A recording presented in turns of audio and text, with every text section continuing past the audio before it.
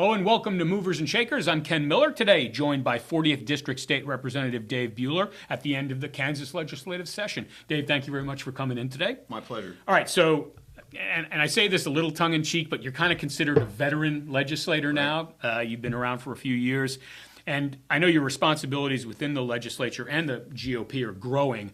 What are your takeaways after this go-around in Topeka?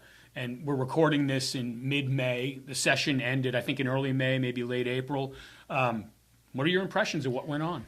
As I've thought about that, the single word that comes to mind is brutal. And that's for a couple of reasons. So this past session, there were two things that were fundamentally different from the last 30, 40 years.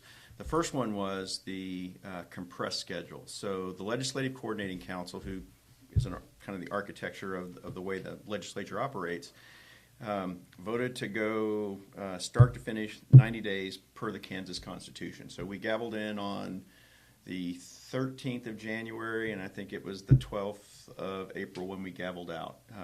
In previous sessions, we would have Fridays, and in many instances, what were pro forma, so we weren't on the floor conducting business, but it gave you time to kind of catch your breath.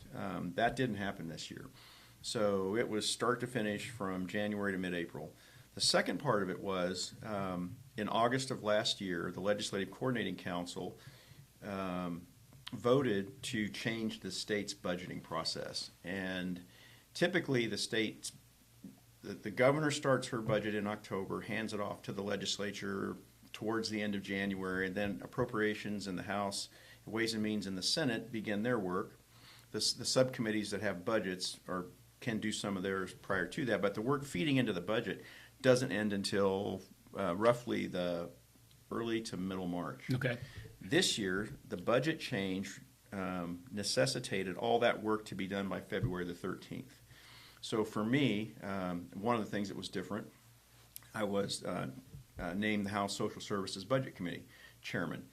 35% of the state's budget goes through that committee. So when I started to realize what had happened to me and how my role had changed, it became very clear that we gavelled in on a Monday. On Tuesday, I started here. By the way the process works, the 13 agencies that come through my committee all get a hearing, they get testimonial, and then they can make recommendations to budgets. So it very much becomes time-based. For me to have my work done by the 13th of February, those work days started at 7 in the morning and ended at 6 o'clock at night, Monday to Friday. And we did get our work into appropriations by the 13th of February, and got that budget process. The idea behind that isn't just to force it faster. It was to really take a harder look at state spending, and at the end, we reduced state spending $210 million, something to that effect. We still need to do more, but that was the outcome that was desired. I was kind of hoping that we would go back to our old schedule next year. That's not going to happen. We are going to, the schedule's already been published. It'll be the same thing. So it's going to be 6 weeks of pure grind when we start, but again, to focus on the spending. So anyway, that's kind of the way I view the session. I think there's two things that came out of it that, and I know we're going to talk about taxes later, but there will be two constitutional amendments, and I need to put my glasses on to see the numbers. Okay. But SCR 1611 passed the House and the Senate. The governor vetoed it. We overrode it. But that is going to allow Kansans to vote on the elections for Supreme Court justices. That's a game changer. The second one is also, it was HCR 5064, and that one is a constitutional amendment that says only citizens of the United States can vote in Kansas. There are some people who doubt that non-citizens are voting in this country, but our Constitution doesn't prohibit it. So that was a constitutional amendment that voters in this state are going to, one of two that the voters are going to get a chance to vote on. So there's a lot of other things we can talk about. Again, putting my glasses on, if I was just looking at some of the highlights, we will get the state completely out of what we control in the personal property tax business. we passed legislation toward the end that will move the state to a single income tax rate. Again, that's dependent upon if it's economically viable. That's the way the bill was built. We added $10 million to special education, and we will continue to attack the intellectual and developmental disability list by taking another 200 slots, removing slots off those wait lists. So hard work, brutal. In a compressed time frame. Yeah, there were some things that were disappointing, and I know that's the property tax question. We'll get to that. But it was tough. On a personal level, your commute, are you, and I know certainly legislators that live out in western Kansas, they probably, well, I think a lot of them take an apartment in Topeka during the legislative session. But for you, do you commute home every day? Or are you also staying in Topeka sometimes? I stay in Topeka. And, maybe the first year it would have been feasible for me to do that. But as you mentioned, when you grow as a veteran, whatever, you get additional responsibilities. In my day, I was typically at the Capitol between 6:30, 6:45 in the morning. And those first 6 weeks, there were many nights that we weren't done till 6 o'clock, 6:30 at night. So, and then there are events in the evening. So I'm too old. Oh, yeah, and it's a safety thing, too. And I know 3 or 4 years ago we had a legislator who died driving home, I think, to western Kansas. So, I mean, it is a safety a safety issue as well. Yeah, so I rent a luxurious apartment in the Ramada Inn. I've stayed in better accommodations in the military, but it's home for the 90 days. So. Yeah, I think a lot of lawmakers stay in that Ramada Inn, right? They do. Yeah. Okay. All right, you brought up taxes, and I think the session was supposed to all be about property taxes. So, I asked Senator Klemp this question a couple of weeks ago. What was actually done in your mind, and maybe the answer doesn't involve just property taxes, but what was done to help alleviate financial stress caused by the burden of high taxes? Okay. So I'll leave it there, and I'll kind of leave it open-ended. Sure. So that's a great question, and I would say that the property tax debate started on day one, and it was continuing on the last day of the session. So the two big things, and I'll start with maybe the disappointment first, but then I want to go back to the legislature has done quite a lot in terms of reducing that tax burden in the last 4 sessions. There were 2 competing resolutions that would have address the valuation increase. There was a Senate version that was a 4% cap on valuation increases per year. The House version of that was a rolling average of, and I don't know that we ever landed on the number of years. I think it was 6 or 8 years, but those were the competing versions that went between the House tax and the Senate tax committees. What we voted on the last day of the session, actually just the way stuff changes in the process, was a House resolution that would have capped the property tax valuation increase at 4%. And that failed in the House. The Senate didn't get a chance to vote on it. But I can tell you that all of our local legislators and senators voted for that. So myself, Proctor, Neely, Johnson, Klemp, and then Senator Bowser, all of us voted for that valuation cap, increase cap. So the good news is that that's one measure that can be picked up again next year. It's the second year of a biennium, so we can do that. But it's also an election year next year. It is. Yeah. I would say this: the valuation increase and capping that was probably one of the most frequently heard topics that people approach me about. But I would tell you, we cannot forget the other 2 sides of that equation. So the first one is the spending side. So any taxing entity, whether that's the state, whether that's the city of Lansing, the city of Leavenworth, the county of Leavenworth, has got to do their part in terms of focusing on spending. And I'm not going to get in their business and tell them how to do their business, but you can look at what is spent by property tax that goes towards school boards, what goes to the county, what goes to the cities, and you can look and see where the spending truly lies. So that's one thing. The second part of it is the valuation element. And to me, if you think back to the last presidential cycle, Kamala Harris was proposing a tax on unrealized capital gains. So you think about property tax increases and the valuation increases. That is essentially an unrealized capital gain. I don't know what the solution is, but I don't think it is necessarily right the way the current valuation systems work. There's a lot of people who defend it. I'm not currently in that camp. So I would say this: when we go back again in January, this debate will pick up again. And there's a piece that I do want to talk about before I get back to what we've actually done. So in March, I think it was, the Speaker Pro Tem, Representative Blake Carpenter, introduced a House resolution. It's called the Freedom from Taxes Fund. It is House Concurrent Resolution 5014, and in the way it's written, it goes like this. It's a proposition to amend Article 11 of the Constitution of the State of Kansas, establishing the Freedom of Taxes Funds, and that would authorize the board to review tax exemptions and approve or eliminate such exemptions, and then eliminating state-imposed property taxes, income, and privilege taxes. So what's that mean?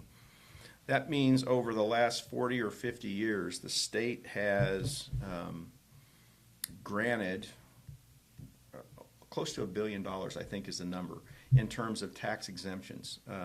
Some nonprofits get it, some people get sales tax exemptions for projects they're working on.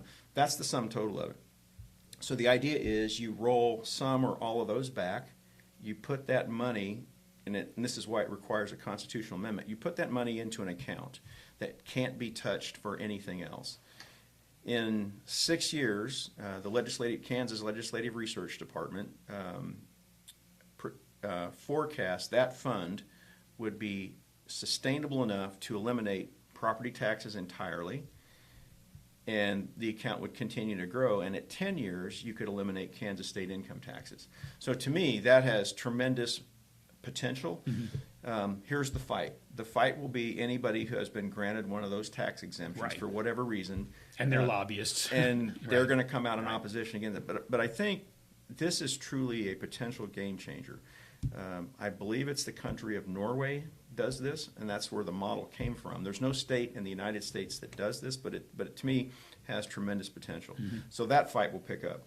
It was introduced in March and never got a chance to go through the tax committee and through. But who seems to be the champion for that legislative? Blake Carpenter. Blake Carpenter. The pro tem. Gotcha. So raised a lot of eyebrows when it came out. So going back, though, when this question comes back, and I remember when we as a caucus were talking about the whole subject of property taxes, it was important to me to go back and say, what have we done? So if you go back to the year 2022, the Kansas legislature has provided, it's $971 million in tax relief, and here's the buckets that it's in. So in this session, Senate Bill 35 eliminates the 1.5 mils that the state controls for property tax, and and so we will replace that money. We'll reduce the property tax that the state would collect, replace it from state general fund. So that's going to be a minor decrease in personal property taxes this year.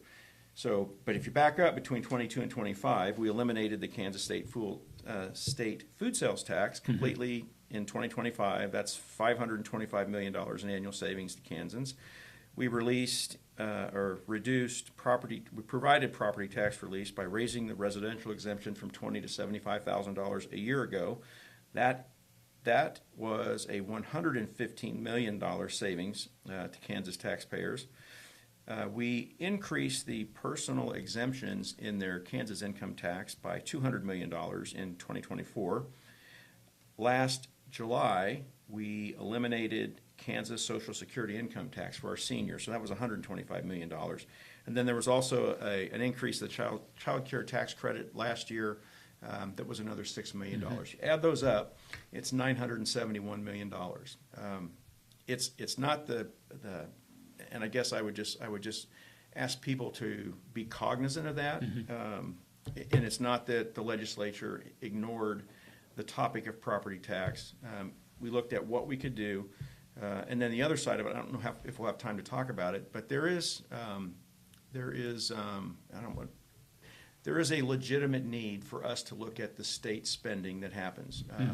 Some would estimate that we still need to reduce our spending anywhere between $400 to $600 million a year, and that's going to be a tough hurdle to do, and to do that by 2029. So that's kind of where we are. I know that's the long answer, Right. But again, you got to look at the valuation piece, and you got to look at the spending piece, and just not that individual bill.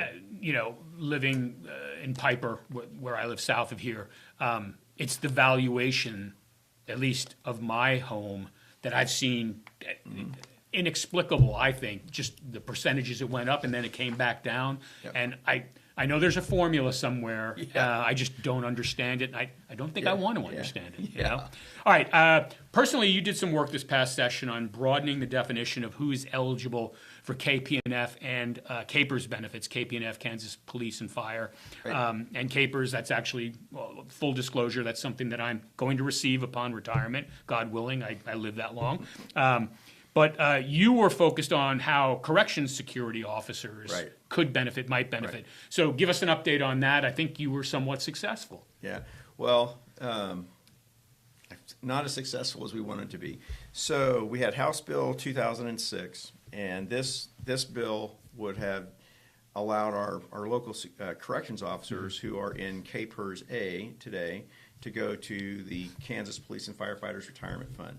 So that bill was sponsored by Representative Proctor, myself, Johnson, and Neely. So, in fact, we were texting on this very subject yesterday because while we got the agreement, we know now we did enough work on the bill that it will require about $19 million SGF, State General Fund, to pay for that to make it happen.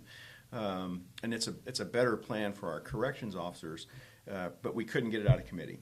So I think the agreement that we came to today was, in all candor, when the session starts and the I don't say the bullets start flying, but when the bills The start 26th flying, session. this will be one that The work has been done. Yep. I mean, you can just Yep. move it forward Yep. almost Yep. piecemeal. Yeah. And so the work that needs to be done between now and then, I did have a conversation with Representative Troy Waymaster. Troy is the chairman of the House Appropriations Committee. Troy is amenable to making improvements to CAPERS. In fact, we wanted to do some things with it this year that we just weren't able to. And it comes back down to the spending question. But the groundwork is laid, and the four of us have agreed we're going to try to work as a coalition to get this a hearing in committee and debate it on the floor and get a vote on it. Well, the area your constituents work in prisons. Yep. I mean, Yep. it's a natural Yep. to me. Yep. Okay. When I had Senator Klemp visit a couple weeks ago, we talked about STAR bonds. And STAR bonds, for those that don't know, sales tax and revenue bonds. And it's what helped pay for and incent the developers who put together the Kansas Speedway, I think parts of the Legends. Those are huge projects. But in talking to Senator Klemp, and I wanted to get your impression on it, can we use STAR bonds for smaller projects? And I think that's what he was working on. And the project that comes to mind locally, I think, is one of the old shopping centers up in Leavenworth. So where are we with that, and what's your knowledge on that, and is it going to be a viable tool, especially locally? Potentially, yeah. So Senator Klemp and I talked, it was February, March timeframe. And it was the old mall. At the time, the only thing still in operation was Westlake's, and they have since now closed as well. But again, kind of go back to the whole, how do you do that? So STAR is sales tax and revenue bond. And so the idea is, and they were originally created by the Department of Commerce, I think in 1999, and it was to promote tourism. So the first question would come up, can we do something similar that may not be entirely tourism related? I know Senator Klemp and I have talked about, I'm not going to get in front of Jeff. He has been working on something that is potentially a tourism draw to the city. But that's what those bonds are for. In the state, historically, there are about 19, 20 of them, and there's a dinosaur park in Derby. There's the Riverwalk in Wichita. There's something with the Hutchinson salt mine. So they've been used throughout the state, and they don't have to be as gigantic as the Kansas Speedway or Village West. So it is a possibility. So I can tell you in the House there are a handful of legislators who are in opposition to STAR bonds, and their logic has never made sense to me because I think you need to evaluate each project on its own merit. What you don't want to do is you don't want to cannibalize the taxes that would pay for surrounding infrastructure. So let's say it was the mall in Leavenworth. You have to declare a district around that boundary, and so sales tax and revenue from that district then goes for the economic development. That's the fear, that if you're on the periphery of that tax district, that you might suffer reduced services of some sort. The other side of it is, some would say it takes forever to retire the bonds. That could be true, but I can say with emphatically that the most successful examples and utilization of STAR bonds have been in northeastern Kansas, and it is the Kansas Speedway. It is the Legends and everything that goes around. It's the T-Bones field, Right. Or Monarchs, I guess, as they're called today. So that's a possibility. Again, I remember when Jeff and I talked about this. Pretty exciting possibilities. And the good news is, and I believe it was Senator Klemp, on the Senate side, there was some language either in Ways and Means or one of the committees that makes this alive for 2026. So there are possibilities for it. Yeah, good deal. Okay. All right, you can't pick up a newspaper, probably talk to anybody in our area, Lansing and Leavenworth, without the Core Civic issue coming up. And I guess the first thing I wanted to ask you is, I know you toured the facility. They're working on it currently. Your understanding is, what specifically, if it came to pass, what would that Core Civic facility do? Okay. Yeah. Very fair question. Through the Department of Homeland Security, the intent is to take the people who have entered this country illegally and those who have committed crimes in this country illegally once they've got here, is to expeditiously as possible send them back to their country of origin. That is the sole intent and purposes. It's not. It would not exist in the capacity that it did from 1999 to 2021, when President Biden, through executive order, shut it down. When I toured the facility, Core Civic had representatives or members from across the country that came in that just wanted to show, hey, we're not doing anything. We don't intend to do anything that is detrimental to the community. The idea and the time frame, and I think the goal of the Trump administration is, once you have someone in custody who is an illegal immigrant and has broken laws, and you'll hear President Trump talk about the most heinous of crimes, murder, rape, etc., drug trafficking. Those are the ones that they want out of the country, and they want out of the country fast. The goal through Department of Homeland and Security is 14 days. So the fear in the community, or one of the fears in the community, was, would this attract their families? Would they be released back into the community? And the answer to both those questions, as we were told, was no. And I think they're here less than a month. There's 14 other facilities like this operating around the country. They wouldn't be in the area long enough for any of those two things to happen. And that is the goal. I know during the tour, I went just to make sure I could have the knowledge of what does the facility look like, what's the intent. They have done a tremendous amount of work painting and cleaning up and prepping the inside of the facility because of the whether it's the due process requirements that go along with the individuals that they would administer to. There will be a medical treatment facility there. There will be mental health capabilities. There will be capabilities for them to make sure that they have their due process rights and all of those kind of things.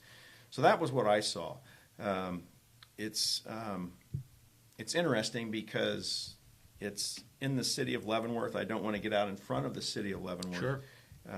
But that facility operated from 1999 to 2021. I don't remember, and maybe I'm just ill-informed, I don't remember a tremendous amount of negativity associated with the facility at the time, and it did provide around 300 good-paying jobs. There is, and I want to be very upfront about this. We're recording this on May 16th. During the city council meeting last night, May 15th, one of our city council people at the end referred to the Core Civic project and mentioned that if Leavenworth, and there are segments of the Leavenworth population, whether that's government, residents, whatnot, who are not in favor Right. of Core Civic relocating in the city of Leavenworth, that if that didn't come to pass as far as Leavenworth was concerned, that there might be a chance to see if Lansing would, and I'm going to get my terms mixed up, would be, it's not an annexation, it's not a sponsorship. I don't really know, I don't think anybody really knows how that would all work out, but it was brought up last night on video by one of our council people. He was asked by several Lansing residents, can we look into that? I wanted to show you that video. I didn't want to hit you cold with that question, but what's your reaction to what you saw of that video by our councilman, and just how that might play out if Leavenworth decides not to be the host, so to speak. That's an eyebrow raiser for sure. Yeah. And again, I don't know what the mechanics of that would be, but I can say the revenue the potential revenue that the city of Leavenworth is looking at is substantial. Now, if there was a way, and again, this is local control, so the city of Lansing would have to do this. Wouldn't be anything with the state.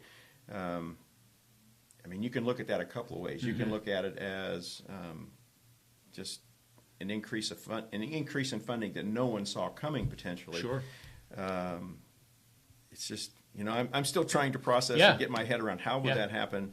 What could that potentially do between the relationship between the two cities? There's a whole lot of things that come up with that. But there is, that it goes back to the question for the city of Leavenworth.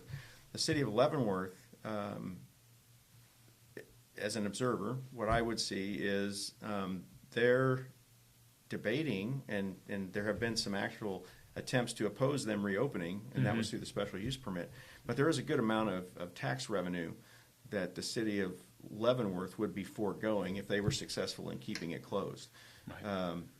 Core Civic has every intention of opening and running that facility. Yeah, regardless of who the local partner is, I'm sure. And I want to be, again, very clear.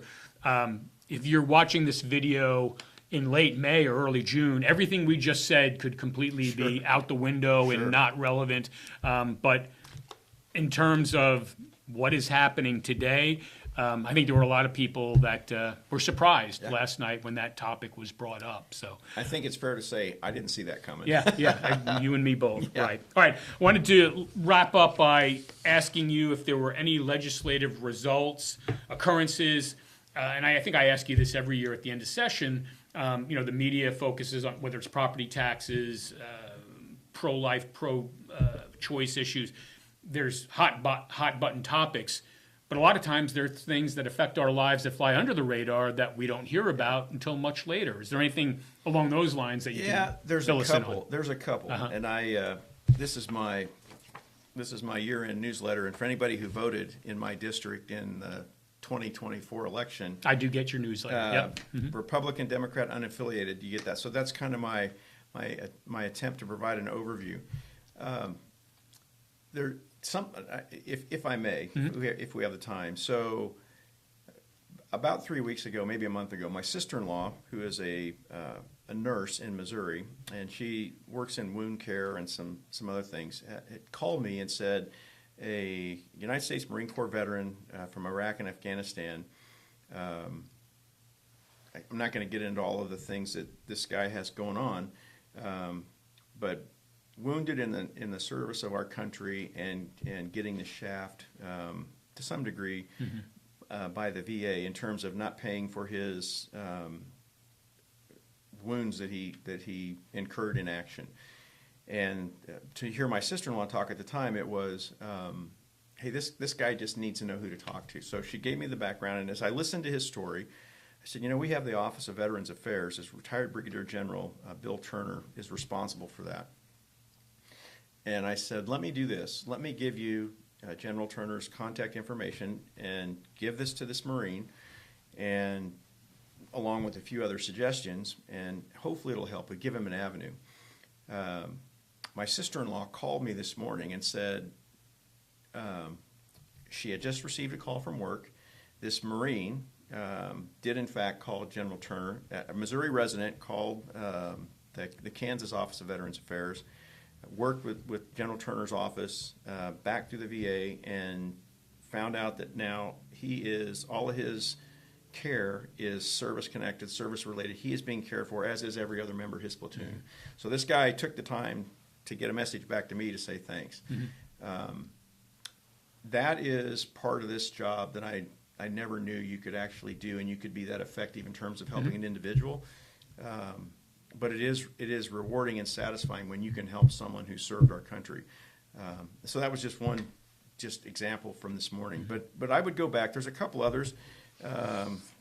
There was Senate Bill 88, and it's in my newsletter. It's a long-term care ombudsman mm-hmm. bill. So for those of you in this community know Elaine Bellardo. She runs A Deeper Window. It's on Alzheimer's research. Her husband, Jose, passed away from Alzheimer's a few years ago, and during the latter part of his life, he was in a facility, and Elaine had to leave town on an occasion for another family issue. And when she came back, her husband had been, and I don't want to mischaracterize any of it, but appeared to have been beaten or had injuries he had sustained. At his care facility? Yes. Okay.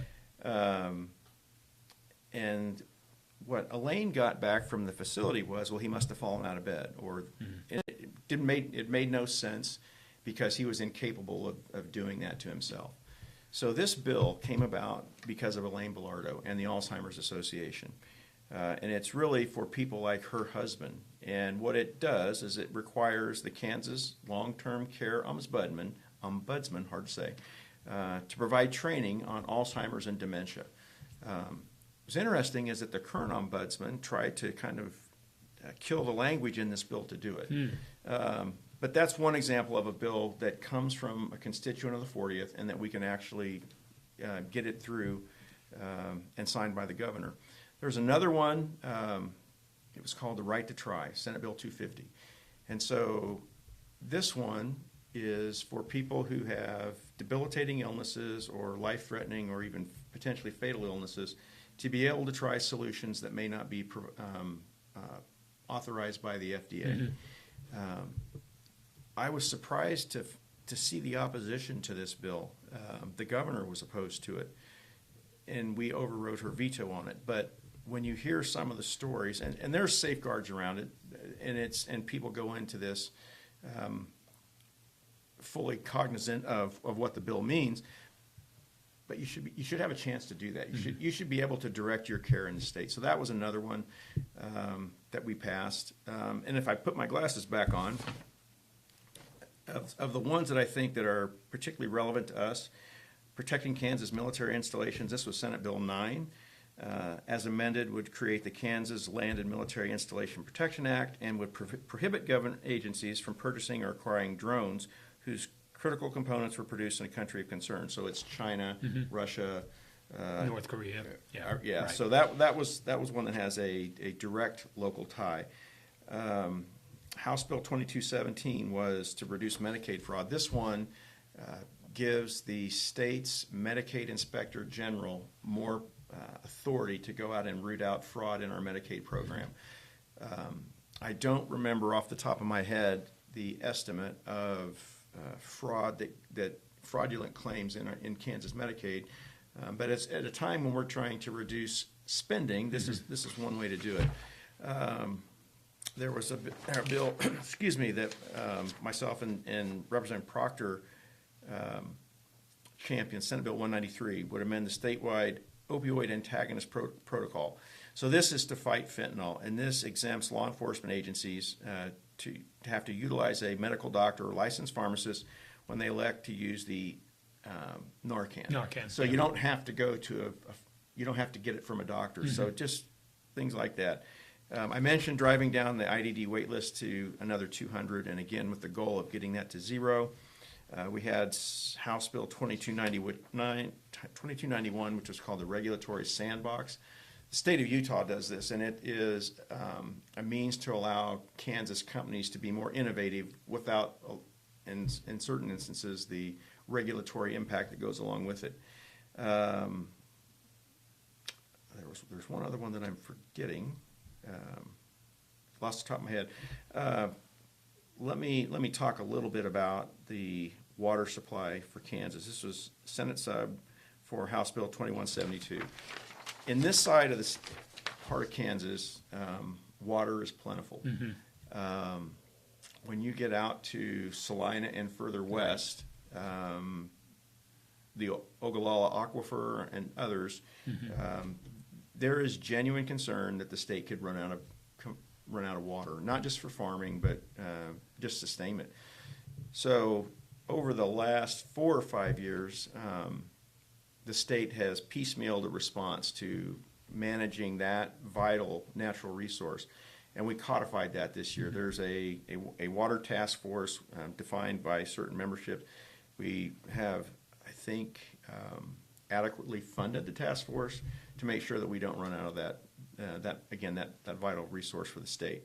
So that was some of the highlights. I don't know if there's anything that you've picked up on or that we haven't It's discussed. just interesting to get each lawmaker's perspective on that moving forward. It's very interesting to me, and you've touched on it a couple of times. We're talking about the 25 session. The 26 session and the 25 session are kind of tied because it's between election cycles, and you can carry bills forward and all of that, especially on the property tax side of things, wanting to accomplish more. The impetus of an election in November of 26 may help spur that, you would think. Traditionally it has with major pieces of legislation. Well, and there's a piece to that we haven't talked about. So, and again, so if you look at our piece of it, if you look at the 40th district and then you go out, you take a wider view, you have to look at the entire state. So the competing interests, and if Adam Smith, who is the chair of the House Tax Committee, were here, he would say we have to grow the base and reduce the rate. That's the art of managing taxes in the state. But then look at the buckets. So there's personal property tax, there's commercial property tax, and then there's the ag land that's taxed. So those interests all kind of compete and fight against each other in the state. Where we are disadvantaged as a county, as a district, is to some degree, and you can look at Wichita and Manhattan as similar. Fort Leavenworth is a tremendous economic driver in this community, always has been, but they don't pay any personal property tax. So as a consequence, the county of Leavenworth has the highest ratio in the state of personal to commercial property tax. It's 86% personal, 14% commercial. The state average is about 60-40. So we are disadvantaged in that fight. And then when you take a look at it in terms of, okay, if we do this to personal property tax, what does that do to the ratio of ag land to commercial property? Selfishly, like I said, myself, Representative Neely, Proctor, Johnson, and the 2 senators locally, very much in support of the valuation cap, just for this county, for that reason in particular. We can't continue to, the taxpayers cannot sustain in the last 2 or 3 years of 12, 15% valuation increases and subsequent tax increase. We're running people out of their homes. So we've got to do better. Yeah, especially fixed income folks. I mean, that's the first to suffer. All right. Well, Dave, thank you very much for coming by today. Appreciate it. Good conversation. You've been listening to Movers and Shakers. I've been speaking with 40th District State Representative Dave Buehler. I'm Ken Miller. Thanks for listening.